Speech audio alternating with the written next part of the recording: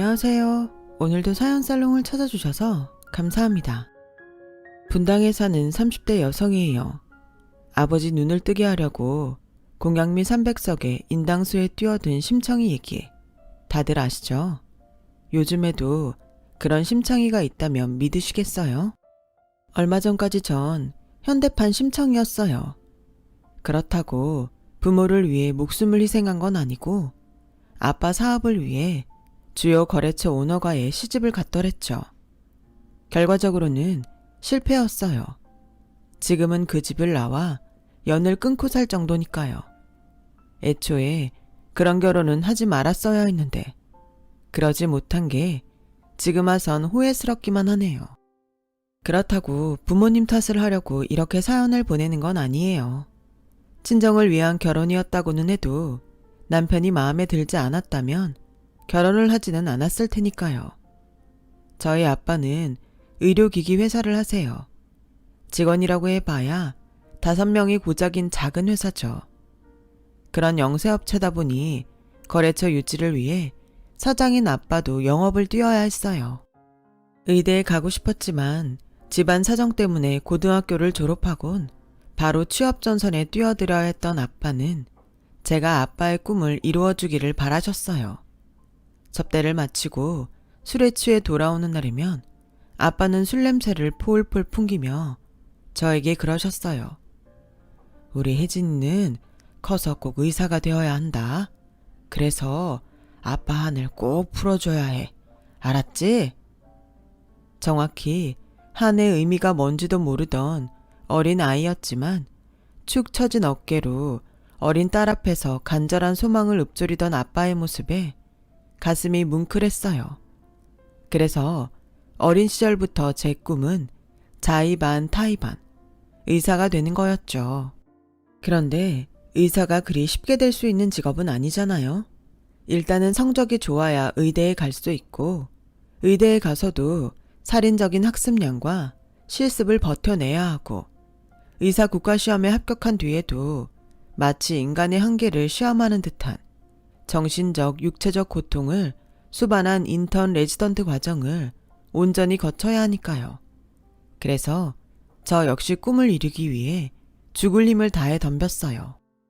남들보다 일찍 일어나 단어 하나라도 더 외우려고 노력했고 힘들게 의대에 들어가서도 소개팅이며 연애도 포기한 채 공부에 매진했어요. 정말 피똥까지 싸면서 말이죠. 드라마나 영화 속에선 하얀 가운을 입고 꽤 멋진 전문직처럼 소개되는 의사는 실상 고학력 3D 노동자나 다를 게 하나 없어요. 그뿐인가요? 의사가 되는 과정도 힘들지만 되고 난 후에는 매일 매 순간이 살얼음판을 걷는 생활이에요. 내 판단 하나에 환자의 생명과 인생이 달려있으니 왜 안 그렇겠어요. 거기다 돈은 또 얼마나 많이 드는데요.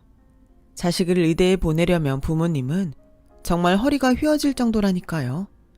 사실 저도 몇 번이나 포기할까 고민을 했는지 몰라요. 그럼에도 포기하지 못했던 건 아빠의 간절한 소망이었기 때문이죠. 그러니 저를 의사로 만든 팔알은 아빠였다고 해도 무방해요. 아빠의 헌신적인 후원 덕에 의사가 된 저는 모교 대학병원에서 레지던트로 있었어요. 중고등학교 동창들은 이미 결혼을 해서 아이를 키우고 있었지만 당시 저는 그 흔한 연애도 제대로 할 수 없을 정도로 바쁜 나날을 보내고 있었죠. 연애를 할 시간이 있으면 푹신한 침대에서 다리 쭉 뻗고 자겠다고 할 정도로요. 그러던 어느 날이었어요. 아빠가 병원으로 찾아오셨더라고요. 서울에 일이 있어 잠깐 올라오신 김에 얼굴 좀 보러 왔다고 하시더군요. 오랜만에 본 아빠는 전보다 많이 마르고 안색이 안 좋아 보였어요. 아빠, 이참에 건강검진 좀 받아봐. 아빠 안색이 너무 안 좋아. 의사 가족은 할인도 되니까 내가 우리 병원에 예약해 놓을게. 아니야, 아빠 건강해. 그보다 아빠는 우리 딸이 더 걱정인걸. 밥은 잘 챙겨 먹고 있는 거니? 어떻게 볼 때마다 살이 빠져있니? 오랜만에 아빠가 맛있는 거 좀 사줄까? 뭐 먹고 싶은 거 있어? 아빠, 미안한데 내가 또 들어가 봐야 해서 밥은 같이 못 먹을 것 같아. 밥은 먹은 걸로 할게. 그래. 혜진아, 바쁜데 아빠가 이런 부탁까지 해서 미안한데 너 말이야, 선보지 않을래? 너도 이제 나이도 찼고 시집 가야지. 꼭 결혼하라는 건 아니고 한번 만나보는 것도 나쁘지 않을 것 같아서 어떻게 안 될까? 그날 아빠는 평소와는 달라 보였어요. 아빠가 딸한테 선보라는 얘기 충분히 할 수 있죠. 그런데 아빠가 그 말을 너무 미안한 표정으로 하시는 거예요. 그때는 응급콜이 들어와서 나중에 다시 이야기하자고 하곤 서둘러 자리를 떴는데 하루 종일 아빠의 표정이 머리에서 떠나지 않더라고요. 그래서 아빠한테 전화를 했어요. 혹시 그 선자리에 내가 나가야 하는 이유가 있는 거냐고요. 그랬더니 아빠가 잠시 말을 잇지 못하더라고요. 그러더니 딸, 아빠가 괜히 걱정을 끼쳤나 보구나. 그냥 우리 딸 처녀 귀신 될까봐 걱정돼서 그랬던 거야. 그러니까 너무 신경 쓰지 마. 말은 그렇게 했지만 신경을 안 쓸 수는 없었어요. 그래서 엄마한테 전화를 했더니 그러더라고요. 사실 아빠 회사 거래처 원장님이 너를 자기 아들이랑 선 좀 보게 해달라고 부탁을 했던 모양이야. 큰 거래처라 거절도 못하고 네 아빠 며칠을 뜬 눈으로 보냈다. 혜진아, 그래서 말인데 그 선짜리 나가면 안 되겠니? 가서 차 한 잔 마시고 오는 건데 뭐가 어려워. 네 아빠 생각해서라도 네가 하루만 시간 좀 내라. 응?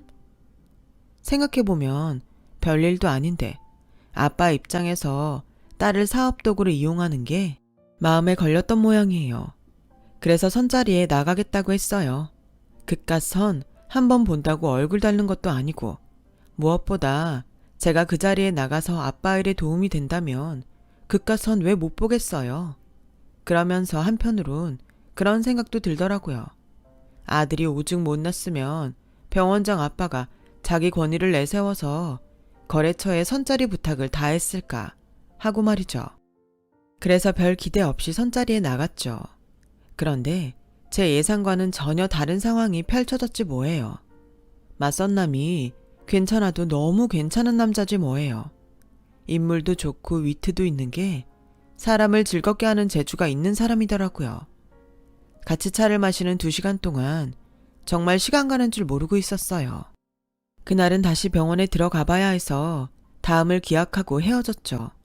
그날 밤 엄마한테 전화가 왔길래 사람이 너무 괜찮더라고 했더니 엄마도 꽤 놀라는 것 같더라고요.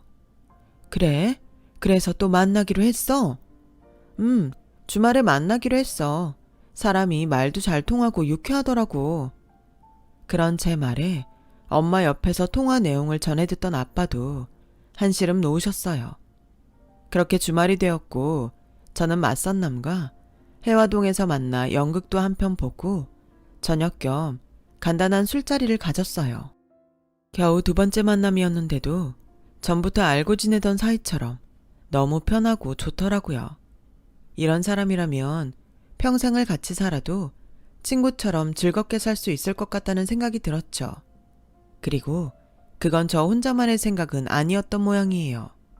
아빠랑 원장님이 통화를 하셨는데 그 집 아들이 저를 마음에 들어 한다고 그러시더래요.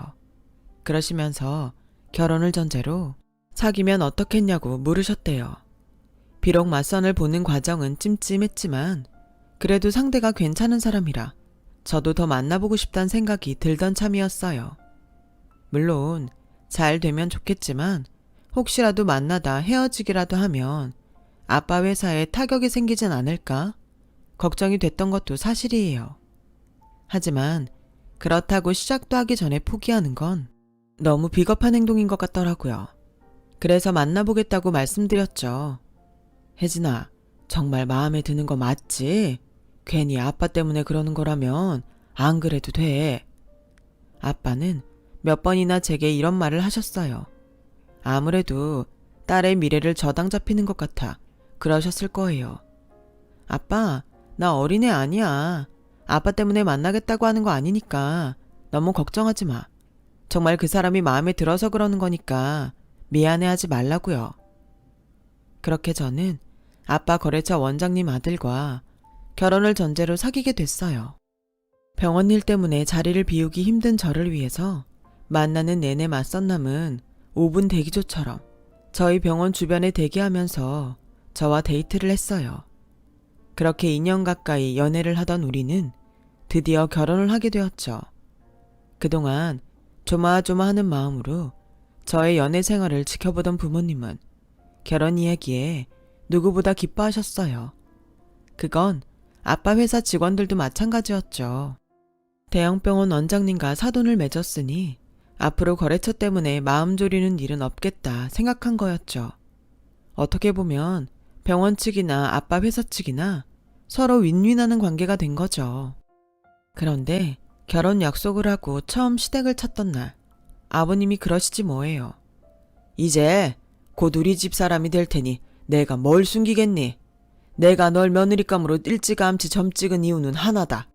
네가 의사기 때문이야. 사실 난 아들 녀석한테 내 병원을 물려주고 싶었는데 이놈 성적이 안 돼서 의대를 못 들어갔지 뭐니. 아들이라고 하나 있는 게 이 모양이니 어쩌겠니? 의사 며느리라도 들여서 병원을 이어가는 수밖에. 그래서 말인데 너 지금 다니는 병원 언제까지 다닐 생각이냐? 이참에 그만두고 내 병원으로 와라.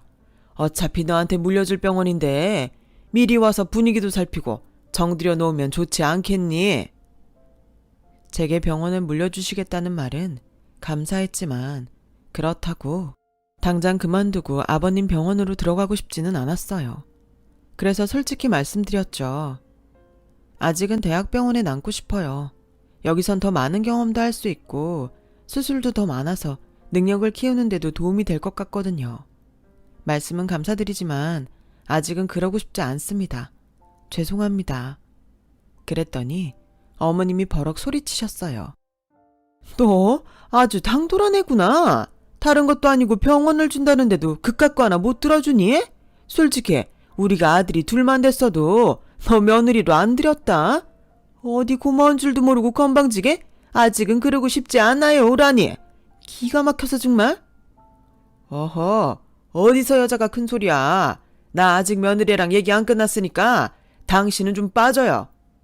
아가, 내 뜻이 정 그렇다면 더는 강요 않겠다. 하지만 너무 오래 기다리게 하지는 말아라. 알았지? 네, 아버님. 중간에 어머님이 큰 소리를 내시기는 했지만 그걸 빼고는 별 문제 없이 인사를 드리고 올 수 있었어요. 한편 우리 집에선 사위의 방문에 부모님 모두 쌍수를 들고 환영이셨죠. 그동안 저 없는 동안에도 저희 집에 자주 드나들던 터라 더 그랬죠. 엄마가 그러는데 주말에 종종 들러서 아빠랑 등산도 가고 대중 목욕탕도 다니곤 했었다나 봐요. 아들이 없어서 목욕탕에 혼자 다니던 아빠는 사위가 등도 밀어드리고 말벗도 해드리니까 그렇게 좋을 수가 없다고 하더군요. 엄마는 엄마대로 서글서글하고 부침성 있는 사위한테 흠뻑 빠져 계셨어요. 말끝마다 우리 사위 하시면서 말이죠. 우리 사위는 어쩜 그렇게 말도 예쁘게 하는지 엄마 마음에 꼭 든다니까. 딴 건 몰라도 너 결혼은 정말 잘하는 거야. 이런 남자 또 없다. 그렇게 좋으면 이참에 아빠 버리고 엄마가 데리고 살지 그래? 그럴 수만 있다면 당장 그러고 싶다. 처음엔 땡땡병원 원장 아들이라서 좀 껄끄러웠던 것도 사실인데 만나보니 사람이 진국이더라. 여자가 남편 하나 보고 시집가는 건데 이 정도 남자면 내 딸 걱정 안 해도 되겠다 싶더라고. 그러니 잘 살아. 누가 보면 내가 도살장에 끌려가는 손 줄 알겠네. 좋으면 좋은 거지 그 눈물은 또 뭐야. 나 누구보다 잘 살 테니까 내 걱정 그만하고 사세요. 그때까지만 해도 저는 별다른 걱정이 없었어요. 남편과 제 직장이 서울이라 당연히 분가를 해야 하니 시집살이 할 걱정도 없었고 시부모님이 살갑지는 않아도 저를 못살게 괴롭히는 분들도 아니었으니까요. 시간이 지나 서로 익숙해지길 기다릴 뿐이었죠. 그런데 결혼 생활이 그리 내 마음대로 흘러가지는 않더라고요. 결혼을 하고 처음 맞는 명절이었어요. 병원 일이 바빠서 명절 당일 아침에야 시댁에 들리게 됐는데 그게 어머님 신기를 불편하게 했던 모양이에요. 제가 현관에 들어서자마자 참았던 화를 쏟아내듯 버럭 소리를 치셨어요. 니네 병원엔 의사가 너뿐이라더냐? 시집와서 처음 맞는 명절인데 어쩜 시애미한테 일을 시켜? 네가 얼마나 잘난 의사인지는 몰라도 나한텐 그저 며느리다. 며느리 본분이 뭐냐? 남편 건사하고 시부모 잘 모시는 거 아니니? 그런데 지금이 몇 시냐? 어떻게 된 게 시집 온 지 2달도 안 된 며느리가 시애미한테 조상 차례상을 차리게 해? 병원 핑계 댈 거 없다. 그러게 진작 너보고 그러지 않든 대학병원 그만두고 우리 병원 와 일하라고. 그랬으면 이런 일 없잖니. 어른 말을 동네 똥 깨지는 걸로 하니? 이거야 원? 이 나이에 내가 며느리 시집살이 하게 생겼으니? 그때 알았어요. 어머님이 왜 그렇게 저보고 아버님 병원에서 일하라고 하셨는지를요. 어머님은 그저 저를 가까이 두고 부려먹고 싶었던 거였어요. 차례도 지내기 전에 어머님이 소리를 지르시자 이번에도 아버님이 한 소리 하셨어요. 조상들 모셔놓고 어디서 큰 소리야? 병원 일 하다 보면 그럴 수도 있지. 그깟 차례상 하나 차렸다고 며느리를 쥐잡듯 잡아? 솔직히 전이랑 나물 당신이 한 것도 아니잖아. 괜히 명절 아침부터 큰 소리 내지 말고 어서 차례부터 지내자고. 아버님은 무뚝뚝하신 분이지만 결정적인 순간엔 제 편이 돼주셨어요. 이후로도 어머님은 사사한 것까지 트집을 잡아가며 저를 추궁하셨고 그럴 때마다 아버님과 남편이 번갈아가며 저희 바람막이가 돼주었어요. 그래서 아버님께는 늘 마음속으로 고맙게 생각하고 있었죠. 아버님의 본 모습을 보기 전까지는요. 결혼하고 2년이 넘었을 무렵 모처럼 휴가를 받아 남편과 친정에 갔어요. 그동안 부모님 생신 때도 제대로 못 찾아뵙고 명절에도 얼굴만 잠깐 비추고 와서 미안하던 참이었거든요. 토요일 오전이라서 아빠도 집에 계실 줄 알았는데 골프를 치러 가시고 안 계시더라고요. 아빠가 골프를 쳐? 언제부터? 한 2년 됐을까? 근데 골프가 그렇게 힘든 운동이니? 보기엔 설렁설렁 걸어다니면서 하는 운동이라 별로 힘들지 않을 것 같았는데 네 아빠를 보니 그런 것도 아닌 것 같더라. 골프만 치고 왔다 하면 며칠을 끙끙대고 앓는다니까. 아무리 그만두려고 해도 도통 말도 안 듣고 미치겠다. 차라리 잘됐다. 네가 아빠한테 얘기 좀 해봐. 골프 치다 사람 잡겠어. 사장이긴 해도 영어까지 뛰며 일하는 아빠가 운동을 시작했다니 다행이긴 했지만 엄마 얘기를 들어봐선 도움은커녕 오히려 독이 된 것 같았어요. 그래서 남편과 함께 아빠가 가셨다는 골프장으로 가봤어요. 아빠의 상태를 보고 병원에 모시고 갈지 말지를 결정하려고요. 그런데 골프 주차장에서 못 볼 꼴을 봤지 뭐예요. 아빠가 그 무거운 골프백을 3개나 둘러매고는 낑낑거리며 걸어오더라고요. 그런데 그 뒤로 어머님과 아버님이 히히덕거리며 오고 있지 뭐예요. 두 손 가볍게 말이죠. 저희 아빠가 시부모님 골프백을 혼자 들고 왔던 거예요. 그런데 그 다음이 압권이었어요. 이봐, 사돈, 땡땡사에서 새로 나온 골프클럽 풀세트가 있는데 이참에 그걸로 좀 바꿔줘. 다음 주 주말에 의대 동기들이랑 시합이 있으니까 그때 가져갈 수 있게 맞춰서 병원으로 가지고 오라고. 운동은 뭐니 해도 장비빨 아닌가. 어머, 그럼 나도 좀 바꿔줘요. 안 그래도 내 건 너무 낡아서 들고 다니기 창피했는데 잘 됐네. 기왕 사는 거 골프백도 하나 부탁해요. 사돈이랑 같이 골프 치니까 너무 좋다. 백도 들어주고 골프채도 사주고. 아참, 안사돈한테 이달 말에 우리 집 제사 있는 거 말했어요? 지난 추석 때 했던 산적꼬치 이번엔 고기 좀 좋은 걸로 쓰라고 하세요. 지난번 건 좀 질기더라. 하는 김에 육전도 좀 하라고 하고요. 나이가 들어 그런가 요즘엔 그렇게 육전이 땡기더라고. 아빠는 무거운 골프백을 3개나 들고서 애써 웃고 있더라고요. 그 모습을 보는데 눈물이 핑 돌았어요. 아빠는 그동안 골프장에 운동하러 다닌 게 아니라 시부모한테 골프 셔틀을 당하고 있었던 거예요. 거기다 우리 엄마는 시댁 제사며 명절 음식까지 해나르고 있었고요. 가슴에 커다란 돌이 꽉 박힌 것처럼 먹먹해서 숨도 쉬기 힘들었어요. 그래서 헉 하고 숨을 몰아쉬는데 참았던 눈물이 쏟아져 내리더군요. 그대로 바닥에 주저앉아 오열을 하는데 그 모습을 아빠가 보신 거예요. 아빠는 들고 있던 골프 가방을 바닥에 뚝 떨어뜨리셨죠. 그랬더니 아버님이 득달같이 달려들어 저희 아빠를 밀치곤 재빨리 골프백을 집어들더군요. 미쳤어? 이게 얼마짜린데 떨어뜨려? 뒤이어 시어머니도 카랑카랑한 목소리로 빽 질렀어요. 어머, 미쳤나봐. 사돈 제정신이에요? 이걸 함부로 다루면 어떡해. 하여간 무식하면 힘이라도 세든가 뭐 하나 잘하는 게 없어. 어쩜 딸이나 애비나 마음에 드는 구석이 없어. 아우 짜증나. 그때였죠. 저와 함께 상황을 지켜본 남편이 소리쳤어요. 지금 뭐들 하시는 겁니까? 지금껏 장인어른한테 이런 식으로 행동해 오셨어요? 말씀해 보세요. 어떻게 사돈끼리 이럴 수가 있어요? 어떻게 사람을 이렇게 부릴 수가 있냐고요? 창피하지도 않으세요? 어머머, 얘 지금 누구 편을 들어? 정신 차려. 장인이니 부모니? 어떻게 엄마 아빠 앞에서 장인 편을 들 수가 있니? 네 처가 그렇게 하라디? 마누라가 예쁘면 처갓집 말뚝에도 저런다더니 네가 그 짝이구나.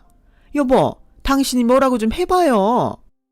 이놈의 자식이 어디 부모 앞에서 큰 소리야. 네 눈에는 장인만 보이고 애미애비는 안 보이냐? 그리고 우리가 뭘 그렇게 잘못했다고 그러냐? 네 장인은 나한테 사돈이기도 하지만 내 병원이 먹여 살리는 회사 사장이기도 해. 고객 접대하는데 이 정도는 기본이지? 뭐가 문제라고 따져? 이봐, 사돈, 내 말이 틀려? 틀리면 말을 해보라고. 아빠는 주먹을 부들부들 떨면서 안간 힘을 다해 참고 계셨어요. 그 모습을 보니 더는 못 참겠더라고요. 접대라고요? 아빠, 말해봐요. 지금 접대 중인 거야? 그런 거야? 미안하다. 난 그저 못난 친정아빠 때문에 네가 시댁에서 구박받을까 봐 걱정돼서 거절도 못하고 바보처럼 못난 모습을 보였구나. 아빠가 미안하다. 들으셨죠? 저희 아빠는 사돈으로서 당신들의 만행을 참았던 건데 두 분은 접대를 받았다고 하시니 답 나왔네요. 두 분 수백만 원짜리 골프클럽에 빼까지 접대를 요구하신 거 맞죠? 어머, 얘는 방금 시아버지가 한 말 못 들었니? 왜 똑같은 걸 물어? 어머님은 접대로 저희 엄마가 만든 명절 음식에 제사 음식까지 받았고요. 확실하죠? 어머님이 콧방귀를 끼며 말했어요. 그래, 접대로 받았다. 왜? 그럼 두 분은 범법행위를 하신 거네요. 김영란법을 어긴 셈이라고요.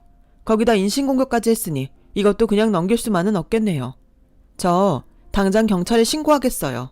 그동안 당신들이 우리 아빠한테 뜯어간 거, 우리 엄마 노동력 착취한 거, 인간 같지 않은 행동을 하고도 창피한 줄 모르고 뻔뻔하게 막말한 거 법정에서 다 돌려받을 거라고요.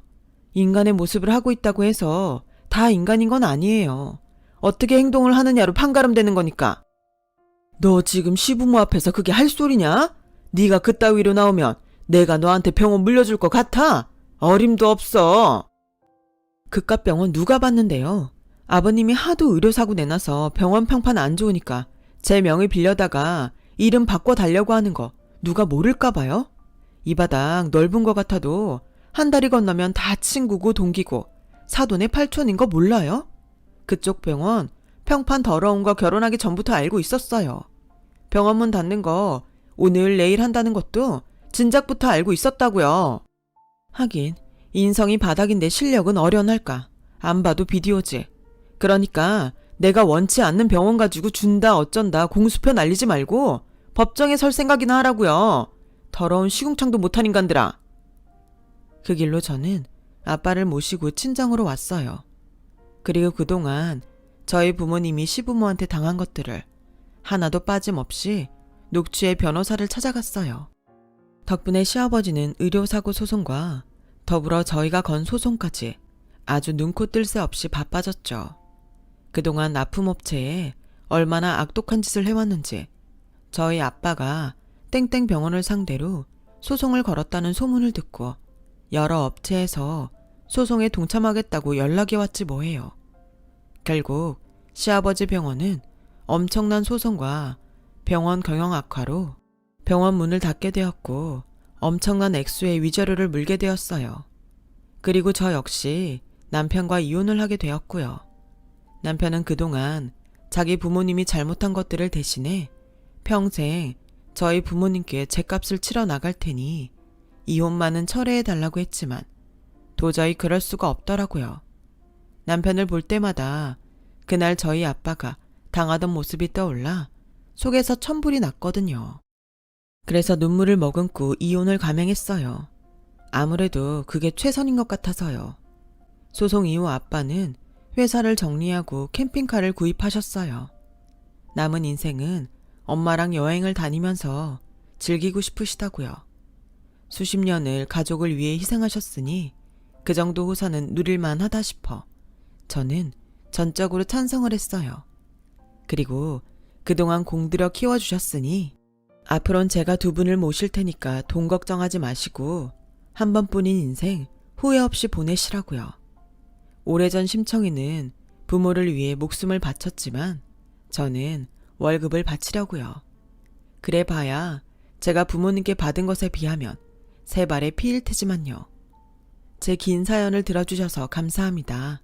모두 건강하세요. 여러분, 사연 댓글에 응원과 현명한 조언 부탁드려요. 좋아요와 구독은 저에게 큰 힘이 됩니다. 오늘도 좋은 일 가득하세요.